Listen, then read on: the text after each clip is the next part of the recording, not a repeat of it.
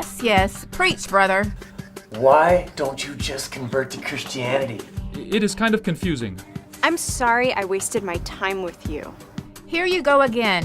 Somebody in her family could be a suicide bomber. Shush!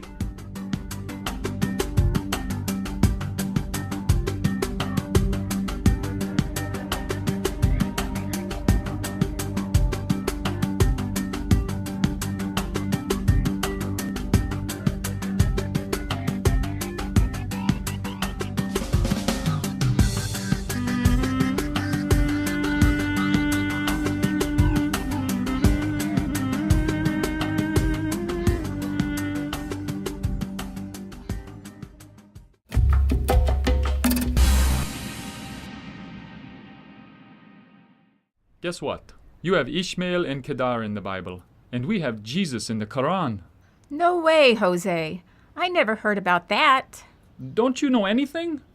More than 1.4 billion people know this fact because they read the Quran. It seems you don't know very much. I know more than you expect, Mr. Wise. I know all about salvation, sanctification, predestination, terrorization, etc., etc. Salvation? Sanctification? Predestination? What is all this Asian stuff? It's the foundation of the Christian faith. Calm down, ma'am. With all this Asian stuff, why don't you call it Christianation, then? Ha ha ha.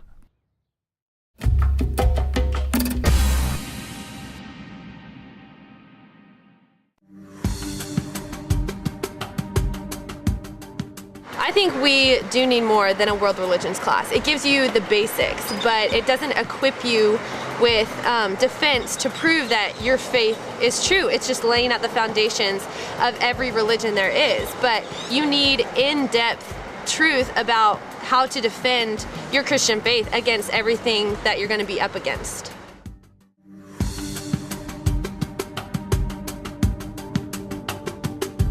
On the genuity of the Bible, I kind of take people back to, we have Xerox machines today, and everybody's familiar with the copy machine.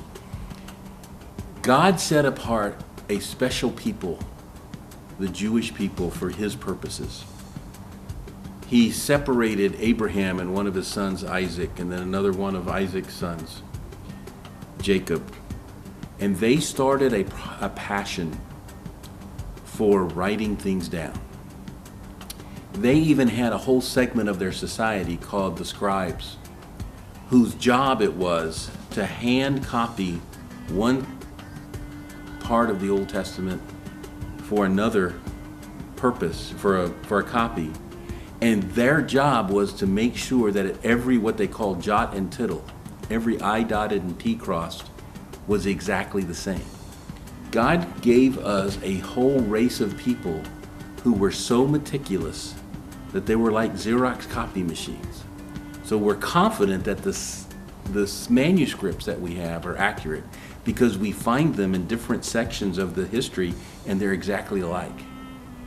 The second thing is, God put together 66 books of the Bible and he carefully preserved them for us. The neatest thing, some people don't like the genealogies found in Matthew and Luke.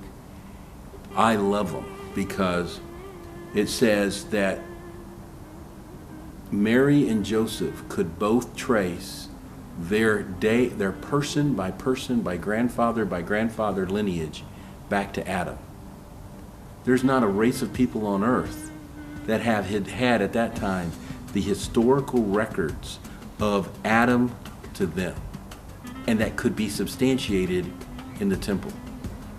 We've been pretty blessed to have, now that temple was destroyed in 70 AD, and from then we have the letters. I like what 1 John 1 says. He says, I write the things to you what I've seen, I've heard, and I felt.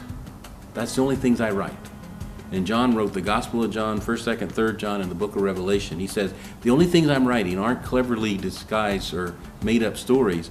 I heard it, I saw it, and I felt it.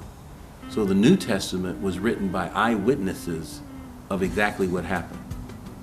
We have better manuscripts of that than we do the Iliad, the Odyssey, anything from Homer.